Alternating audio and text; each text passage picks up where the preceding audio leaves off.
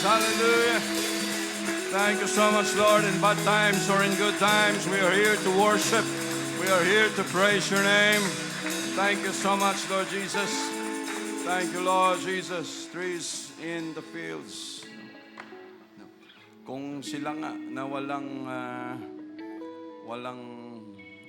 tawag dito, mga kagaya natin ng mga tao, marunong pa rin magpapuri sa Diyos. Tayo pa kaya. But thank you, Jesus, for being with us today. Thank you, Lord, for your protection sa mga kapatiran na may mga lakad, na after nung lakad nila from Monday to Saturday, nakabalik sila ng Sunday. Thank you, Jesus, for the protection. Kasi ganun lang naman lagi ang lakad natin. From Monday hanggang Wednesday ng hapon, sinisigurado natin pag Wednesday night, andito tayo, maliban na lang kung talagang may mga reasonable na hindi tayo makarating. And then, pagdating ng Webes ng madaling araw, handa ka na naman sa gala, papuntang hanggang hating gabi ng Sabado. Nagalaan. Basta pagdating ng Sunday, andito tayo. At sigurado mamaya, iintindihin na lang natin yung nakikipaglaban. Dahil pagod pa yung kanilang mga katawan sa mga biyahe. Yun talaga. Wag ka na lang, kami na mga preacher, wag na lang kaming titingin dito na lang sa kabila. Okay. But we may be seated. Thank you, Jesus. Thank you, Lord, for this wonderful day. Thank you, Jesus. Saan yung...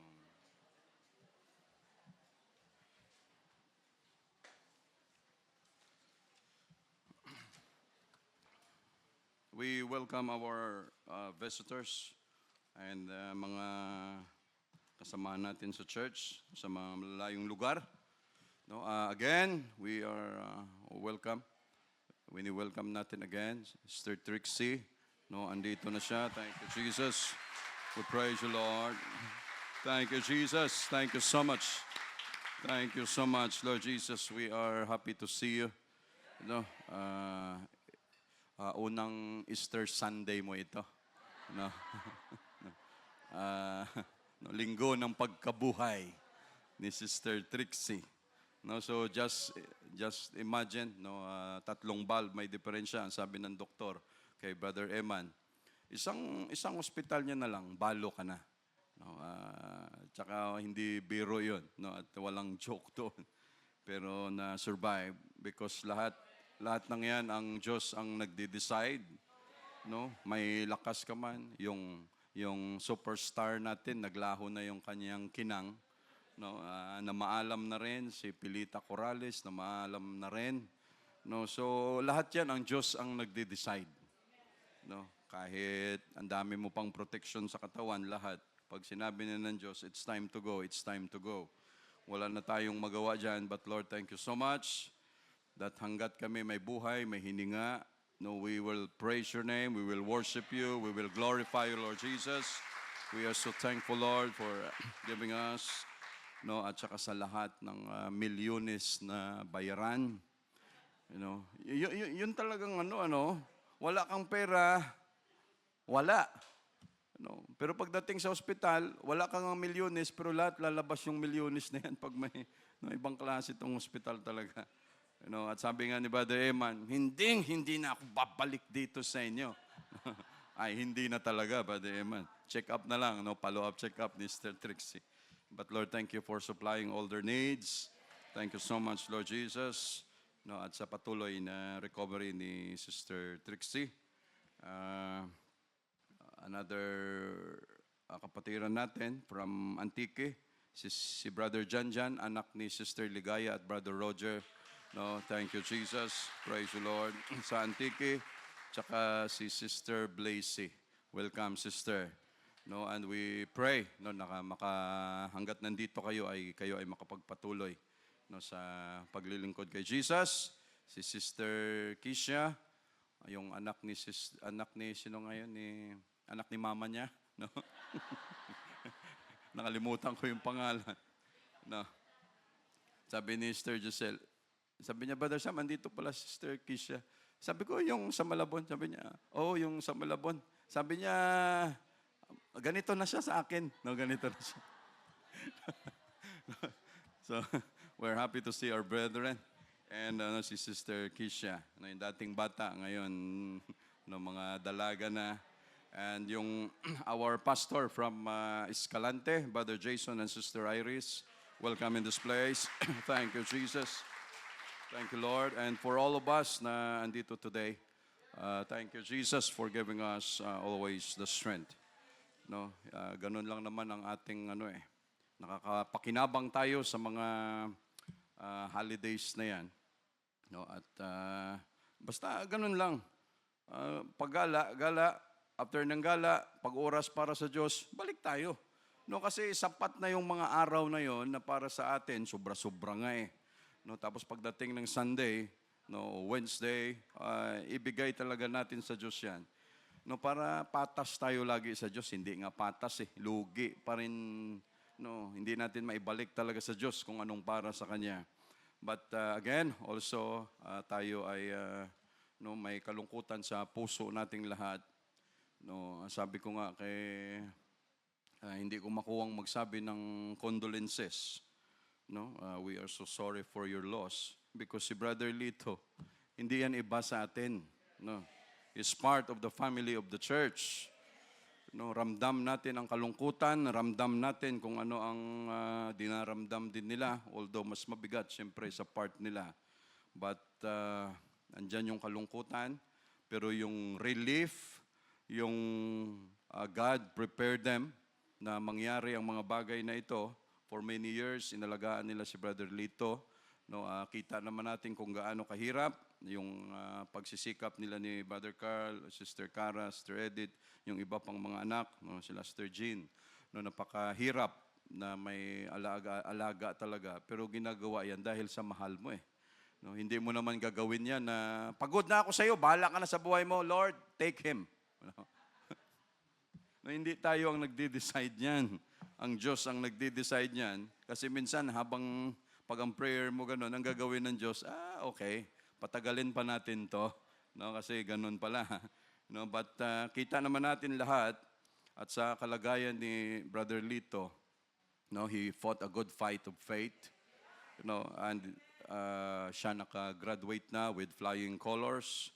Although, ang problema ni Brother Lito lang, pag sumakit yung kanyang dibdib, chest pain, no, hirap siya huminga, hindi siya makakapunta sa church. Pero ang binabantayan niya, pag umuki yung hininga niya, punta ako sa church. No, ganun na yung kanyang thinking eh. Ganun na lang. No, na basta pag nagkaroon ng konting lakas, punta ako sa church. No, tayo buo eh. No, pagising mo sa umaga, kape, kung ano man hinahadam po kagad, may lakas tayo. No, tapos ikumpara mo yung kalagayan ni Brother Lito, tapos sasabihin mo, Lord, may tampo ako. No, sa susunod na lang, Lord, pagod ako. No, kung ikumpara natin sa mga kapatiran natin na may nararamdaman, talagang dapat yung nakakahiya sa part natin, na ang kay Brother Lito, okay, mayroon akong may lakas ako, punta sa church. So with flying colors na napagtagumpayan ni Brother Lito, ang kanyang thank you Jesus. So starting mamaya 2:30 p.m. hanggang gabi na yan, hanggang pagdating ng Tuesday, whole day pwedeng bumisita doon. Tapos yung 22 whole day, pagdating ng gabi, magkakandak tayo ng service doon. At ang capacity lang 40 to 50. So ano na lang, tayo na lang ang umintindi kung may lumalabas, may pumapasok, kung tayong pumunta doon. Kasi hindi naman natin pwedeng pagbawalan na mamili lang tayo. O kayo lahat ng singers kasama, gitarista kasama, o yung iba, o ikaw, wag ka na. Hindi naman pwede kasing ganun. Ibang usapan yan. Ano ibig sabihin, brother? Pag ako nawala, wala rin bibisita. Ibang usapan yan. But sabi nga ng Bible, the precious thing in the sight of the Lord is the death of His saints. Why? Precious thing. no, mga bagay na ito sa harapan ng Diyos ay yung kamatayan no, ng isang saint. No, yung mga saint na tinutukoy, hindi ito yung mga santo papa na naging santo. No, kung hindi ito yung mga tao na binigyan ng Diyos ng Holy Ghost, na baptized in Jesus' name, nagpatuloy sa paglilingkod sa Kanya, at pag ikaw ay namatay para sa Diyos, very precious yan. Why? No, iilan lang ang gumagawa niyan sa harapan ng Diyos. No, hindi naman gagawin ni Elon Musk yan, hindi naman gagawin niya ni Lucio Tan na maglingkod sa Diyos hanggang kamatayan. That is why pag may tao na namatay dahil para sa Kanya, naglingkod sa Kanya hanggat sa namatay, no, walang katumbas yan sa harapan ng Diyos. No, kaya tayo patuloy na naglilingkod, no, precious, napakahalaga sa harapan niya. So again, magkaroon na lang ng mga coordination sa sino mang gustong bumisita doon. Mamaya pwede na. No, and again, tayo ay may kalungkutan. Pero again, it's a relief to the family. Kay Brother Lito rin, wala na yung mga pain. It's just waiting. Tapos sa kanila din na pamilya, no, na tapos na rin yung kanilang matinding, ano talaga, sacrifice, pagmamahal, pera, effort, pagod, lahat, halo-halo na yan. Hindi naman pwedeng sabihin na kahit pagod ka na sa pag-alaga, tapos takpan mo na lang yung oxygen tank para, kunyari, naipit mo yung hose ng, hindi naman pwedeng ganun. But Lord, it's all for your glory. It's all for your honor. Thank you, Jesus. Let's open our Bible in the book of Exodus chapter 13, verse 17. Exodus 13:17.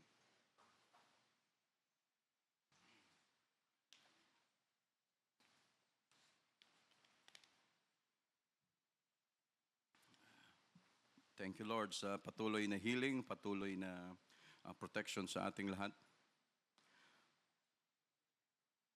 Verse 17. And it came to pass, when Pharaoh had let the people go, that God led them not through the way of the land of the Philistines.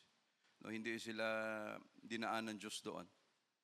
No, ibang route ang ginawa ng Diyos.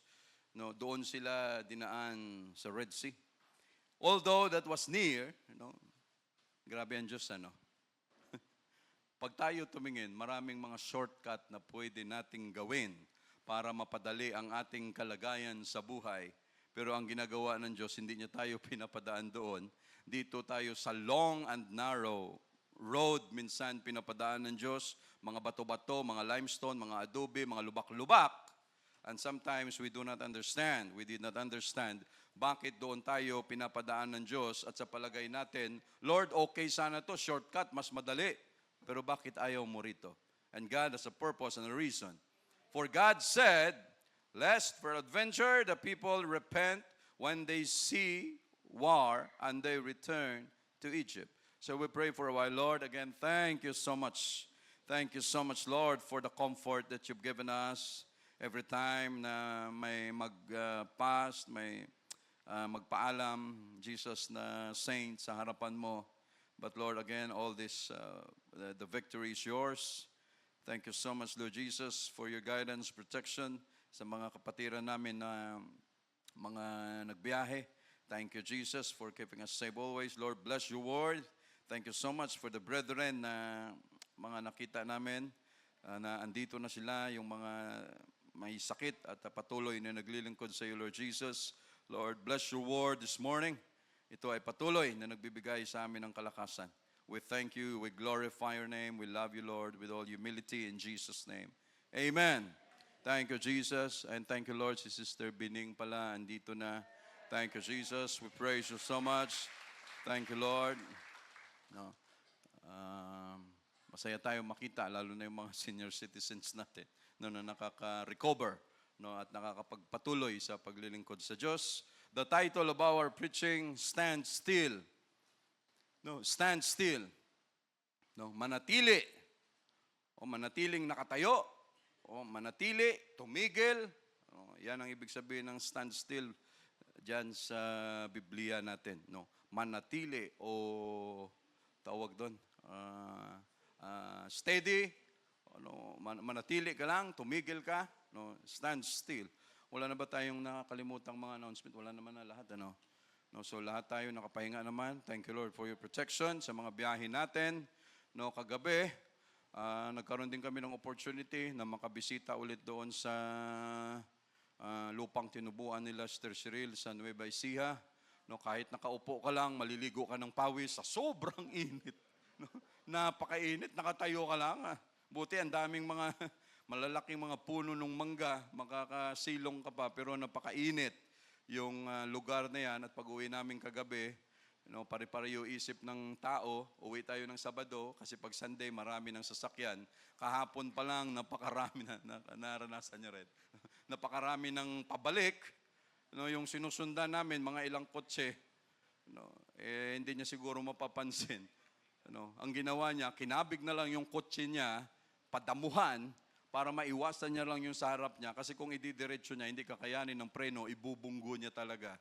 Mabuti na ikabig niya padamuhan, tapos saka na lang siya bumalik. Mabuti may presence of mind pa. Thank you, Lord, sa protection mo dyan sa kalsada. And it came, again, when Pharaoh had let the people go, nung pinayagan na ni Pharaoh,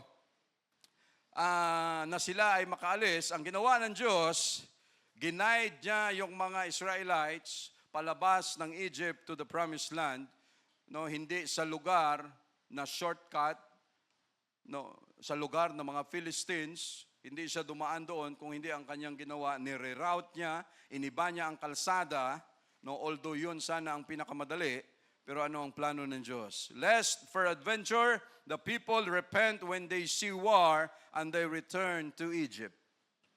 Madali lang sa kanila ang mag-decide na pag nakakita ng konting abala, konting gera, konting patayan, dahil malapit lang at yon ang pinakamabilis na way, shortcut, madali lang silang mag-decide na kung sakali man may trouble, kakalimutan nila na ang Diyos may planong i-guide, dalhin sila sa promised land. Ay, may trouble! Dahil kitang-kita mo ang kalsada na malapit, balik na lang tayo. And Lord, we are so thankful. Dahil maraming mga kalsada na ayaw naming pagdaanan dahil mahirap, but you led us the way. Na kahit ayaw namin, because ikaw ang may control, kahit mahirap, pero pagdating sa dulo, we are safe. At hindi kami makakaisip na umalis sa piling mo at kami ang mag-decide, Lord, mahirap itong sitwasyon na binigay mo sa amin. So, madali lang tayong makadecide kasi kitang-kita mo ang shortcut. Ang lapit. And many times, ang daming ganyan na nangyayari sa buhay natin. For God said, lest peradventure the people repent when they see war and they return to Egypt. Why, mga kapatid? Because for many years, hundreds of years, na sila ay naging captive, na sila ay naging slave doon sa Egypt, yung matagal na kanilang pagiging alipin sa lugar na yon, hindi na sila nagre-resist na sila ay alipin. Ibig sabihin, na-imbibe na nila ng gusto, nasa puso at isipan na nila na kami ay slave.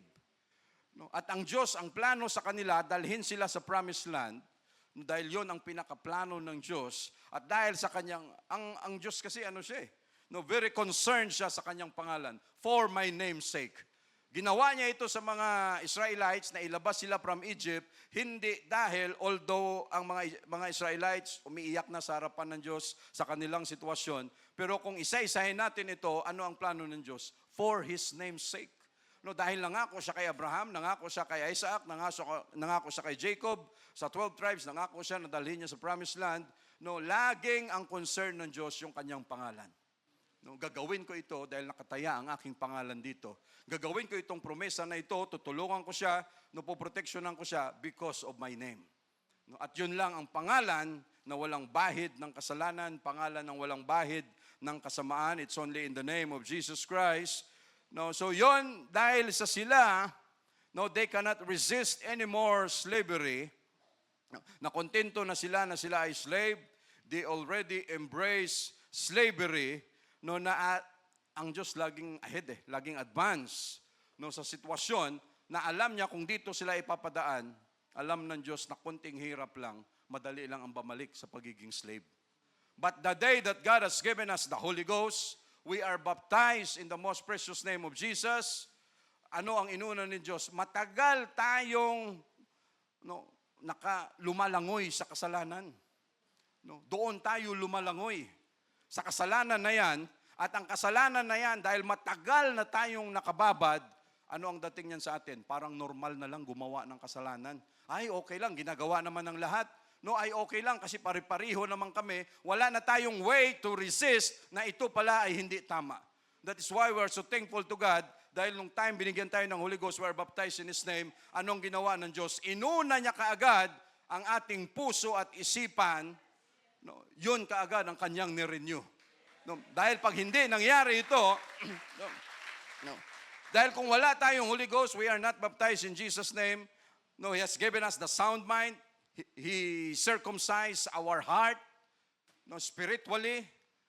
Sinircumcise ng Diyos na yan para mabago ang ating puso at isipan. Dahil alam ng Diyos na kung hindi niya tayo binigyan ng Holy Ghost, hindi na circumcise ang ating puso, hindi tayo nabigyan ng sound mind because of the Holy Ghost. Alam ng Diyos na sigurado, kahit magbago man tayo, ilang beses na tayong New Year's resolution, pero madali lang ang bumalik sa kasalanan. Lord, hindi na ako maninigarilyo. Pero hindi na Lord ngayon kasi mamaya naman ulit, tapos na kasi. Lord, hindi na ngayon kasi wala akong mabilhan dito. Inom, alak, sugal, lahat. Nung dati na wala pa tayong Holy Ghost, madaling bumalik sa kasalanan. Napakabilis, may shortcut. But now that we are in church, niligtas tayo ng Diyos, huwag naman nating sabihin na, brother, hirap, may Holy Ghost ka na. Bakit hindi pa rin nagagawa? Because nawala na yung will na yan. Napagsumikapan, nawala na yung will na kayanin, yung puwersa nila, nag-weaken na. Nanghina na. That is why ang dali lang. But now that we have the Holy Ghost, we are baptized in Jesus' name, hindi tayo basta-basta na yayanig, natitinag sa sitwasyon. Sa verse 18, but God led the people about through the way of the wilderness, of the Red Sea, and the children of Israel went up harnessed out of the land of Egypt. May shortcut, kita ng Diyos yan. Lord, bakit ayaw mo kaming ipadaan dito? Ayaw ko dyan. Dahil malapit lang yung kalsada, kunting problema, kunting tampo, kunting samaan ng loob, ang dali niyong bumalik sa mundo. Ang tayo, ang nakakalungkot, dahil lalo na nung pag tayo ay new convert sa church, minsan ang mga desisyon natin sa paglilingkod sa Diyos nakabase lahat sa emosyon. Lalo na pag new convert. Pag masaya ka, naranasan natin yan. Pag masaya tayo sa church, Lord, over my dead body. Lord, talagang ito na talaga. Tayo naman na tumagal na sa church, Lord, hawakan mo siya ng gusto. Lord, wag mo siyang pabayaan. Kasi kitang-kita na natin, galing na tayo dyan eh. Yung mga bagay na yan, and we know, at ganun talaga ang nangyayari, na pagbago tayo sa church, yun ang nangyayari. Ang desisyon natin sa paglilingkod nakabase sa emosyon. But we grow in church, we matured in church, tapos na tayo sa milk, dito na tayo ngayon sa beef, sa matitigas na hirap lunukin. Ngayon na tayo ay nag-matured na sa church, hindi na tayo nakabase sa emosyon, desisyon natin sa Diyos, sa paglilingkod sa Kanya. Brother, nasaktan ako sa church, hindi muna ako na-offend ako sa sinabi mo, hindi muna ako ngayon magsisimba, palilipasin ko muna tong sama ng loob. And after 2 months, saka ako babalik dahil wala na yung sama ng loob ko. Ganon tayo dati. Based on our emotions. Pero ngayon, iba ito. Hindi na ito ngayon nakabase pag habang tumatagal na tayo naglilingkod sa church, iba na ito. Brother, nakurik ako sa church. Okay lang yan. No, nasaktan ka ba? Oo, nasaktan ako. Pero hindi ito ang magpapatinag sa akin no nasaktan ako ni brother, ni sister, na hindi na ako pupunta sa church. Maturity. No, no. Yung perfect, for the perfecting of the saints, no, kaya tayo naman na andito sa church na tumagal na ng konti, no, yung pakiramdam natin, dahil kitang-kita, no, na ang mga desisyon nakabase sa emosyon, tayo naman ngayon, no, yung pagsusumamo natin sa Diyos, Lord, hawakan mo lang sila. No, Lord, hindi naman pwedeng laging masaya. No, lagi ka sa church kasi laging masaya. No, ang Diyos natin masyadong patas eh. Masaya ka ngayon, hawakan mo yung saya na yan dahil bukas babagsakan kita upang makita ko kung ikaw ba talaga ay naglilingkod sa akin na hindi base sa emosyon. Dahil pag naging base lang sa emosyon lagi, disgrasya tayo dyan. No? Pag ang relasyon laging base lang sa emosyon, tapos na. No? Nagliligawan pa lang kayo, nagmasawa na kayo, nagkaroon pa kayo ng anak, tapos laging emosyon lang ang binabasihan, ay disgrasya. No, kunting, no, tapos may kompetisyon pa sa loob ng pamamahay, dalawa na lang kayo, giba talaga yon. So God led the people around, no, my way papunta sa Red Sea. No, anong ginawa ng Diyos? No, dito kayo dumaan, huwag dyan sa lugar ng mga Philistines, although madali yan, may shortcut yan, kasi kung titingnan mong mapa, pwede talagang gagawin. Pero doon sa Red Sea, may tubig pa, pero ano ang plano ng Diyos? Dyan kayo tatawid. Dahil pag kayo ay nakatawid na dyan, wala na kayong way na tumingin pa ulit kasi may nakaharang na dagat. Yun ang plano ng Diyos sa atin, mga kapatid. And Moses took the bones of Joseph with him, for he had straitly sworn the children of Israel, saying, God will surely visit you, and you shall carry up my bones away hence with you. Pati yung mga buto, mga labi ni Joseph, pati yung mga fathers nila dyan, ay kasama yan sa nilabas nila sa Egypt. Lahat yung pinagkukuha nila, dinala. No, tinabi nila yan. Verse 20, and they took their journey from Sukkot and encamped in Etham in the edge of the wilderness. Verse 21, and the Lord went before them by day in a pillar of cloud to lead them the way, by night in a pillar of fire, to give them light to go by day and night. He took not away the pillar of the cloud by day, nor the pillar of fire by night from before the people. When God, pag tayo ay binigyan ng Diyos ng Holy Ghost, we are baptized in His name, He is already responsible to us. No? Gagawin na lahat ng Diyos ang kanyang, hindi mo pwedeng sabihin kanyang kakayanan dahil kaya niya talaga You know, siya na ang magpo-provide ng needs natin, siya na ang magpo-protect sa atin, siya na ang magsusupply ng lahat, protection, guidance, safety, lahat ng needs mo pang araw-araw, kape, tinapay, asin, lahat, no, pati buhok natin. Siya ang nag-aalalay niya na hindi maubos ka agad. At kung maubos man, just say thank you, Jesus. No? Lahat ng yan, ang Diyos ang may gawa because He is already responsible to us. Nung kinuha niya ang mga Israelites doon sa Egypt, ano ang sabi niya? Responsibility ko na kayo. No? Ako na ang bahala sa inyo. No? At dahil siya ang nag-decide na kunin na yung mga Israelites from Egypt, for 40 years siya lahat ng supply, ng tubig. Akalain mo yan, walang sinabi dito yung solar light, Brother Roman. No? Solar lamp. Walang sinabi dito. No? 6 million people plus, no, pagdating ng gabi, lahat yan may liwanag. No, saan mo kukunin yan? No, samantalang yung ibang mga kaharian doon, no, may lampara, may oil, may olive oil, lahat sila madilim, tinitipid pa yung oil nila. Samantalang itong mga Israelites, they have nothing to do. Andun lang day by night. No, ang pillar of cloud by day and pillar of fire by night. No, ano ang sabi? Hindi talaga tinanggal ng Diyos. What we have, mga kapatid, is more than the clouds. No, we have the Holy Ghost.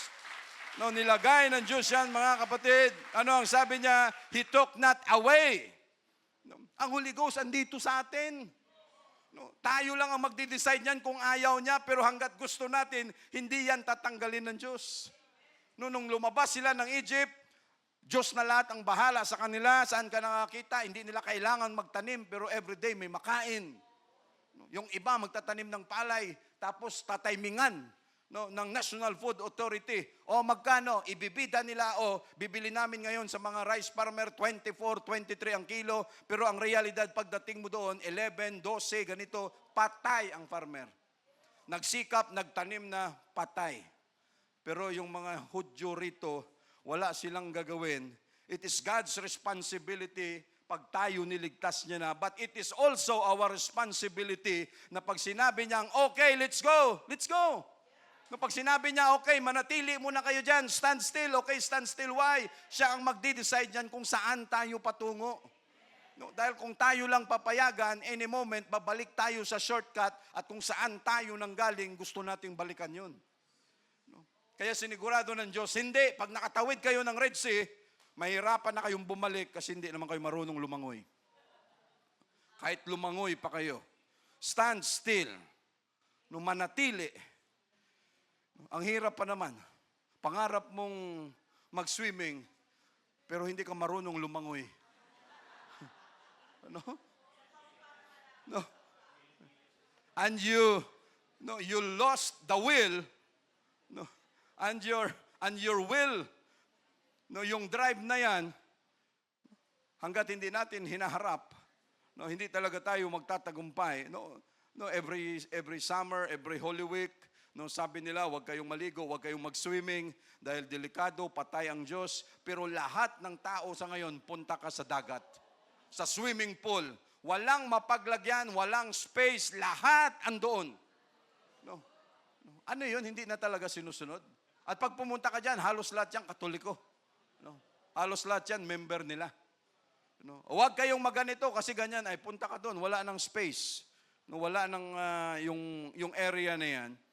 No, verse 1 sa chapter 14, and the Lord spake unto Moses, saying, speak not unto the children, or speak unto the children of Israel, that they turn and encamp before Pi-hahiroth, between Migdol and the sea, over against Baal-Zebon, before it shall ye encamp by the sea. Verse 3, for Pharaoh will say of the children of Israel, they are entangled, no, they are entangled in the land, the wilderness hath shut them in. Verse 4, and I will harden Pharaoh's heart, and he shall follow after them, and I will be honored upon Pharaoh and upon all his host, that the Egyptians may know that I am the Lord, and they did so. You know, ilang beses na kayang nangyari rin ang sitwasyon na ito, you know, sa buhay natin. Na okay na, tapos mamaya titigas na naman ulit. No. Okay na, tapos andyan na naman ulit. No. Akala mo tuloy-tuloy na, pero paulit-ulit. No. Pero anong plano ng Diyos? That the Egyptians may know that I am the Lord. No. At sasadyain talaga ng Diyos na mangyari yan para makita at makilala natin, mga kapatid, kung paano siya gumalaw. Verse 5, and it was told the king of Egypt, the Pharaoh, the people fled, and the heart of Pharaoh and of his servants was turned against the people, and they said, why have we done this? No, bakit natin ginawa ito? That we have let Israel go from serving us. No, bakit natin sila pinayagan? No, may mga ganong desisyon minsan eh. Mga boss natin, o kung sino pa man ang mga tao na pwedeng gamitin ng Diyos, no, sila nag-decide in favor to us, no, na naglilingkod sa Diyos, at pagkatapos nilang magdesisyon, no, nakarealize, no, bakit ako nag-decide ng ganun? No? Ang problema, hindi niya na bakit ko siya pinayagan na Sunday wala siyang trabaho? Bakit ko siya pinayagan na pag Wednesday, wala siyang overtime, kaya niyang pumunta sa church? Bakit ko siya pinayagan? Sa kanya ko lang ginawa yan. Ang problema, hindi niya na mabawi. No? Para silang bakit ganun ang nangyari? No? Bakit natin sila, natauhan sila? Why? Ang Diyos ang may gawa niyan. No? Hindi natin gawa yan, mga kapatid. Wala tayong kakayanan na gumawa niyan. But it is our God. Why? No, kung tayo lang ang payagan, no, takot na takot nga tayo sa boss natin. No, no, mas mabuti pang magtiis ka kaysa sa magsabi ka ng rights mo minsan, kaysa sa magsabi ka na, Sir, ma'am, ganito, ganito, pwede mo ba akong payagan pag Sunday, pag Wednesday? Iniisip mo pa lang, yung nerves mo, nanginginig na. No. Yung papabili ka na ng vitamin B complex, by the way. No? Para lang ma-relax yung nerves mo. No. Pero pagdating mo doon, dahil may lakas ka na ng loob, you pray for it, pagdating mo doon, yung ini-expect mo na trouble na hindi papayag, pagdating doon, sabi lang ng boss mo, ba't ngayon ka lang nagsabi? No? Tayo pa palang may problema. No? Say, praise the Lord. Verse 7, and he took 600 chosen chariots and all the chariots of Egypt and captains over every one of them. So lahat, ang doon pa lang sa Pharaoh, mayroon na siyang parte na 600, tapos lahat ng chariots. No, pag marami kang chariots nung time na yon, para kang marami kang mga tanks, marami kang mga armaments, yun ang yung time nila. No, big time ka, mayaman ka pag marami ka niyan. No, and the Lord hardened the heart of Pharaoh, king of Egypt, and he pursued after the children of Israel, and the children of Israel went out with an high hand. No, but the Egyptians pursued after them all the horses and chariots of Pharaoh and his horsemen and his army, and overtook them encamping by the sea beside Pi-Hahiroth before Baal-Zipon. So hinabol na sila rito, at sa paghabol, andon may sword, may chariot sila. Ano yung habulin nila? Hindi naman mga sundalo, mga slaves ito. Pero lahat sila prepared. No, ano ang laban ng mga slaves? Wala sila kahit ano. No, verse 10, and when Pharaoh drew nigh, the children of Israel lifted up their eyes. And behold, the Egyptians marched after them, and they were sore afraid, and the children of Israel cried out unto the Lord. No. Yan ang problema natin minsan. Lord, akala namin tapos na ang problema. Lord, akala namin tapos na yung signal number 5. No. Mayroon pa palang number 6, mayroon pa palang number 7. Lord, saan kami lulugar? At sinasadya talaga ng Diyos na makita yung kinakatakutan natin. No? Kung saan ka nininervyos, doon pa mas lalong ihaharap sa iyo ng Diyos, Lord, anong gagawin ko rito? Mas lalo ka pang ninervyosin. No? Kita mo na nga, ninervyos ka pa, Lord, ito na naman. No? Monthly bayaran na naman. Lahat na naman. No, hindi mo alam, pero every time mayroong nangyayari, no, umiikot-ikot na lang ang sitwasyon na yan. And when Pharaoh drew nigh, the children of Israel lifted up their eyes, and behold, the Egyptians marched after them. No, and they were sore afraid, and the children of Israel cried unto the Lord. No, sigaw na naman sila sa Diyos, kung ano, natatakot na naman sila. No. Verse 11, and they said unto Moses, because there were no graves in Egypt, hast thou taken us away to die in the wilderness? Akusasyon kaagad. Yung taong hindi na-develop, walang tiwala sa Diyos, pag may nangyari sa buhay niya na hindi maganda, ganun agad ang gagawin. Susumpain, magka-curse, maghahanap ng masisisi, susumpain ang Diyos na may gawa niyan, no? Dahil walang tiwala, walang pagkilala sa Diyos. No? Dito mo kami dinala sa Egypt, or taken us away from Egypt, dinala mo kami sa wilderness, para dahil dito malawak ang lupa para kami ay mamatay lahat dito. Wherefore thou hast dealt thus with us to carry us forth out of Egypt. Verse 12 is, basahin lang natin hanggang ano lang naman tayo, buong chapter 14. Is not this the word that we did tell thee in Egypt, saying, let us alone, that we may serve the Egyptians? For it had been better for us to serve the Egyptians than that we should die in the wilderness. Ang plano ng Diyos sa atin, mga kapatid, binigyan niya tayo ng Holy Ghost, we are baptized in His name. Ang plano niya sa atin, makasama sa rapture, makasama sa langit, kasama natin siya someday, but ang ganda ng plano ng Diyos, may Holy Ghost na tayo, na-baptize na tayo. Ang plano niya, langit. Pero pag nakaramdam tayo ng problema dito sa mundo, dito sa church, ano ang isip natin kaagad? Lord, balik na lang ako sa Egypt. Lord, balik na lang ako kung saan ako nanggaling. No? Lord, balik na lang ako doon, ayaw ko na dyan. Pero ang plano ng Diyos, dalhin tayo sa langit. Pero pag nakaramdam tayo ng konting hirap, ang isip natin kaagad, balikan kung ano ang mayroon tayo dati. Ganon. Kasi why? Kahit yun, makasalanan ng mga bagay, dahil tayo ay panatag na doon, comforted na tayo sa paggawa ng kasalanan, akala natin, ay hindi, madali lang kasing bumalik doon eh. Pero hindi yun ang plano ng Diyos eh. Iba ito ang plano niya, mas the best para sa atin. At ang tao na ito, for it had been better for us to serve the Egyptians, nawawala yung kabuang ganda ng plano ng Diyos dahil sa kunting problema, kunting takot na naharap natin, tapos madali lang ang magsabi na, Lord, balik na lang kami sa pagiging slave. Sayang yung plano ng Diyos. Pero marami ang pumupunta dyan. Hindi nagtatagumpay. And we are so grateful and we are so, yung mga kapatiran natin na ito, sila Brother Dennis, sila Brother Lito, yung mga kapatiran nating mga may sakit, pero patuloy na naglilingkod sa Kanya.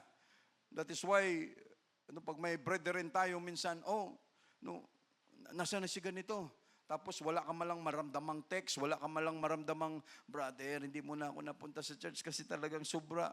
Lahat tayo parang, naisama ka ba doon sa paglibing kay Jesus Christ? Bakit wala kang paramdam sa ngayon? Namos, pagdating ng Wednesday, pagdating ng Sunday, makita mo na naman, ay, Lord, thank you so much. Naka-recover.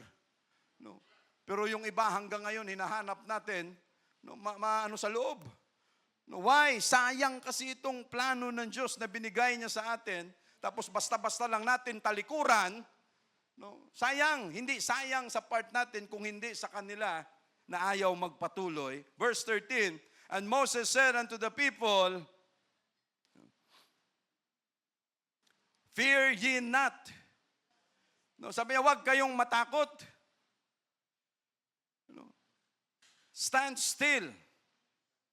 Tumigil kayo, manatili kayo, tumayo kayo ng maayos, and see the salvation of the Lord. Ano ito mga kapatid? Sabi si Moses ba hindi ninenervyos? Ninenervyos din. Kaya nga nung tinawag sa ng Diyos, ang dami siyang paligoy-ligoy. Lord, andyan, Lord, hindi, ako ba Lord tinatawag mo? O ikaw ang tinatawag ko? Ay Lord, hindi ako marunong magsalita eh. Si Isaiah lang naman ang nagsabi dyan na, Lord, here am I, send me. Siya lang yung may lakas ng loob. Pero tayo, Lord, send them. Maganda na ang sitwasyon ko ngayon dito. Bakit ako? Because natural yun sa atin na may takot tayo. May nervyos tayo. But we are so thankful to God dahil yung nervyos na yan, hindi, yung management of fear. Although andyan yan, pero tayo ay patuloy na nakatayo. Yung activity lang natin dyan sa Bilibid. Kung nininervyos sila, lalo pa kaya ako. Mas lalo akong nininervyos dyan. Dahil number one, hindi natin alam kung anong pwedeng mangyari. Hindi natin alam kung ano ang flow na plano ng Diyos. Pero tayo, ano ang sabi ng Diyos? Sabi niya, just stand still. Gawin lang ang trabaho, manatili ka lang dyan, ipakita sa kanila, because you will see the salvation of the Lord. Ang trabaho natin mga kapatid, kahit nangangatog, ninenervyos, we stand for the glory of God at kung ano ang purpose niya sa bagay na yan. Hindi madali, pero anong trabaho natin? Ano ang instruction ng Diyos? Just stand still. Tumayo ka lang, tumayo lang tayo sa kung ano ang gusto niya sa atin. May takot, mayroong takot. Hindi nawawala yan, ang nervyos, andyan yan. And we are so thankful to God because every time na may gawain, tumayo tayo sa lugar na ito, andyan yung nervyos, yung kaba. Why? Ano ang problema? Pag nawala na yung nervyos, yung kaba na yan, ano ang pwedeng pumasok? Lord, hindi ako nininervyos dito. Kayang-kaya ko ito. Pag ganon ang mangyari, baka mawala ang tiwala natin sa Diyos, sa sobrang taas ng self-esteem natin, ay, kayang-kaya ko ito. Madali lang ito, magbabasa lang ako rito. If that happens, expect mo na sa susunod na pagtayo mo dyan, God will not help you. Ay, kaya mo na pala, bahala ka sa buhay mo. Ay, ikaw gumagawa lahat ng paraan. Ikaw lahat ganito, sige, kaya mo pala, bahala ka dyan. But Lord, thank you for giving us that hindi takot na wala kaming tiwala sa iyo, pero yung ganong klaseng feeling at yon ang naging way na mas lalo pa kaming kumapit sa iyo na Lord, sige lang, kahit ninenervyos, sige lang, Lord, andiyan ka. Magpatuloy lang kami. Stand still and see the salvation of the Lord, which He will show you today. Bakit ginagawa ng Diyos ito, mga kapatid? Alam niya nang ninenervyos tayo, pero tayo pa ang gagawin niyang trophy. Tayo pa ang gagawin niyang representative na makita natin kung paano gumalaw ang kanyang kamay. Yung Shadrach, Meshach, and Abednego, tinapon sa fiery furnace. Si Daniel, tinapon sa lion's den. Si Paul, ang tindi ng pinagdaanan sa Roman Empire. Sina Pedro, ang tindi ng pinagdaanan nila. Sa lahat, si David, si Joseph, ang tindi lahat ng pinagdaanan nila. Pero ano ang instruction ng Diyos? Just stand still. Why? Anong purpose, mga kapatid? Manatili ka lang, Lord, ninenervyos kami. Lord, itatapon kami sa pugon. Lord, itatapon ako sa leon. Lord, wag na lang. Ano ang purpose? Bakit pa ginagawa ng Diyos ito? Why? For us na maging representative na tayo ang makapagpatunay na tunay ang ginawa ng Diyos natin. Ang sabi niya, you will see the salvation of the Lord. Kung hindi tayo tatayo, sa gitna ng kinakatakutan natin, sino ang tatayo? At sino ang magsasabi na ang Diyos may ginawa sa harapan natin? Kung wala yung tatlo na tumayo doon sa fiery furnace, sino ang magkukwento na nangyari ito na ginawa ng Diyos? Kung wala si Daniel na siyang tumayo, pagtapon sa kanya doon sa lion's den, sino ang magkukwento na, Lord, totoo ka? Kinausap mo lang yung leon, Lord, totoo ka, sinamahan mo kami sa lion's den. Lord, totoo ka, nung tinapon kami, andiyan ka. Lord, totoo ka sa lahat. Ano ang gustong mangyari ng Diyos? Okay, just stand still, kita ko na may takot ka, ang dami nyong problema, ang dami nyong trials, ang dami mong kinakatakutan, may sakit ka, lahat may problema, financially, ang daming bayaran, ang dami lahat. Pero anong gustong mangyari ng Diyos? Huwag tayong tumalikod, just stand still. Tayo lang, why? Paano makaka-perform ang Diyos ng kanyang dapat gawin kung walang representative? Paano mapiperform ng Diyos yung prophets of Baal? Paano siya magpadala ng apoy doon sa kay Prophet Elijah kung wala si Elijah na mag-represent doon? Tingnan natin. Ang Diyos ko may gagawin mamaya. At makikita namin mismo kung paano siya gumalaw. So kung wala tayo dyan sa harapan na yan, sino mag-represent? Sino ang magkukwento na ang Diyos may kakayanan siya? Sabi niya, stand still, manatili ka lang, huwag kang tumalikod. Kasi pag tumalikod ka, hindi mo makita kung gaano ako ka-powerful. Pero doon sa hindi tumalikod at nanatili, just like us, mga kapatid, kita natin kung paano gumalaw ang Diyos. Kung paano siya gumalaw, kumilo sa buhay natin, mag-provide ng lahat ng pangangailangan natin.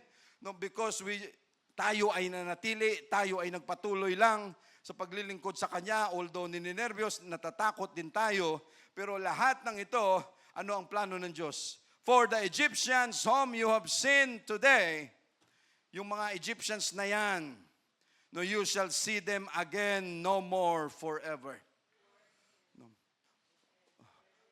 Anong sabi dito? No more forever. Why? Marami ba tayong problem pa ulit-ulit? Marami pa rin ba? Siguro yung mga problema na yan, tinatalikuran natin lagi. Ayaw nating harapin. Gusto natin talikuran ng talikuran. Matagal nang gustong gawin ng Diyos na harapin natin ang sitwasyon na yan. Just stand still, manatili, pero anong ginagawa natin? Lord, natatakot kasi ako, sila na lang dyan. Ang Diyos gusto nang i-perform ang kanyang dapat gawin. Ang problema, walang tatayo, walang haharap, hindi niya ngayon magawa ito, ano ang nangyayari? That is why every day, pagising pa lang natin, sa puso't isip natin, hi, how are you, Egyptian? Pagising pa lang natin, may Egyptian na kaagad. Hindi ka pagising, may Egyptian na kaagad. Pagpunta mo ng opisina, may Egyptian. Pagpunta mo kung saan-saan, may Egyptian. Why? Because hindi natin naharap pa ang sitwasyon na yan dahil sa takot natin. Pero anong utos ng Diyos? Just stand still. It is a command. Sabi niya, stay ka lang dyan. Sa ngayon, Hindi natin kayang bilhin ang lupa na ito. 70 million. Tama po ba? 70? No, dating 65, ngayon nag-70 na. Tumaas na. No. Hindi natin kaya, kahit ibenta pa natin siguro lahat ng bahay natin, ha? No, tayo dito, no? No? Wala tayong ganong property na kayang bilhin kaagad, no, yung ganong kalaking amount, 70 million. At kung titingnan lang natin, there is a threat na parang, no, na kitang-kita mo yung threat eh. No, pumunta rito, may pirmahan pang nalalaman, may, oh, just don't worry, it will take a long process, it will take a long time. Ang threat ang nandoon, ang Egyptian ang nandoon. No, Lord, kinakabahan kami, I know. No, pero anong plano ng Diyos? Just stand still. No, just stand still. Why? No, just stand still because you will see the salvation of the Lord. No, may nervyos, may takot. Andyan yan, mga kapatid. No? Lord, what is the plan? What is the plan B, plan C? Of course, nag-iisip tayo niyan, Lord, kung sakali mang mabili ito, saan kami lilipat?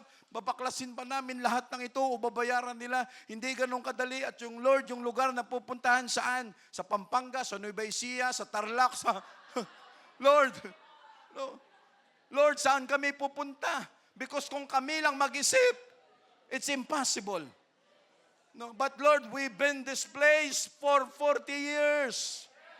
No, they've been in the wilderness for 40 years. At Lord, kung ayaw mo na kami rito for 40 years, we are ready to go into the rapture, Lord Jesus. We praise you, Lord. We love you. We love you, Jesus. Thank you, Lord. Kung ayaw na ng Diyos sa atin sa lugar na ito, His only option is to be in the rapture. No, at wala nang iba pa, Jesus. To be in heaven someday. No, dahil saan natin kukunin? No, Lord, natatakot kami, yes. No, laking problema yan. Saan kami pupunta? Saan ganito? Kalat-kalat kami. Pag Cavite, ang Cavite mangingibabaw. Pag yung Bulacan, ang makikinabang taga Bulacan. O pag no, yeah, no, because this place is a very strategic place, malapit sa lahat ang lugar na ito. No, at kung tayo lang tumingin, ninervyusin ka.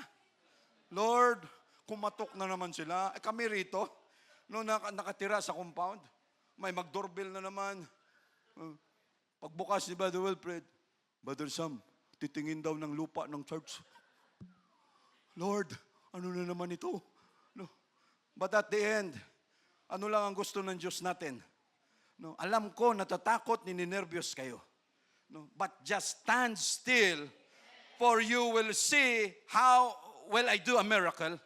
No, at makikita ninyo kung paano mag-perform, mga kapatid. No, kung paano mangyari ito. No, ang requirement lang ng Diyos sa atin, just stand still.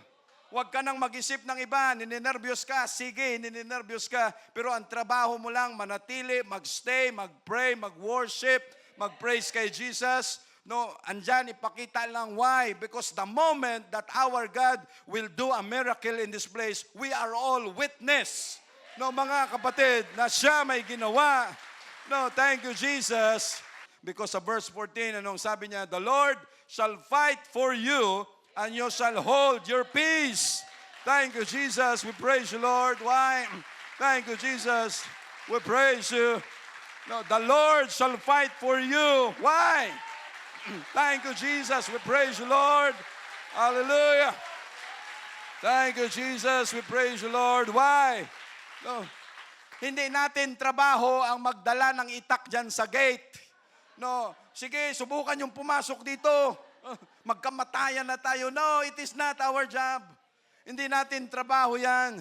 We shall hold our peace. The Lord will fight for us because, Lord, this is your church. No. Simbahan mo ito, pag-aari mo ito, hindi kami ang nagmamay-ari nito. No, that is why ang Diyos ang makikipaglaban sa atin because Kanya to. No, hindi atin ito, mga kapatid. We praise the Lord, we love you. Thank you, Jesus.